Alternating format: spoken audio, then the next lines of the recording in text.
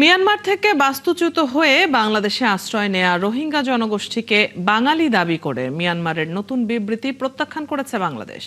মঙ্গলবার মিয়ানমারের রাষ্ট্রদূত ইউ কিয়াও সো মোকে ডেকে তীব্র আপত্তির কথা জানান পররাষ্ট্র মন্ত্রণালয়ের মহাপরিচালক তৌফিকুর রহমান।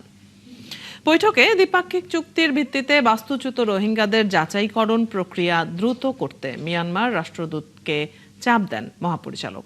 বৈঠকে গত 15 আগস্ট মিয়ানমারের পররাষ্ট্র মন্ত্রণালয়ের প্রকাশিত রোহিঙ্গা বিষয়ক বিবৃতির প্রসঙ্গ তুলে ধরে মহাপরিচালক বলেন, ওই বিবৃতির অনেক তথ্যই ভুল পরিসংখ্যানের উপর ভিত্তি করে তৈরি করা হয়েছে। বিশেষ করে বাস্তুচ্যুত রোহিঙ্গা জনগোষ্ঠীর সংখ্যা নিয়ে মিয়ানমারের দেয়া তথ্য সঠিক নয় বলে বাংলাদেশের পক্ষ থেকে জানানো হয়। ঢাকার উদ্বেগ এবং পর্যবেক্ষণ দ্রুত নিজ দেশে জানিয়ে দেবেন বলে আশ্বস্ত করেন মিয়ানমারের রাষ্ট্রদূত। এর আগে মিয়ানমারের পক্ষ থেকে জানানো হয়, বাংলাদেশের কক্সবাজারের রোহিঙ্গা ক্যাম্পে অবস্থানরত 10 লাখের মধ্যে যাচাই বাছাইয়ে মাত্র 3 লাখ রাখাইনের বাসিন্দা।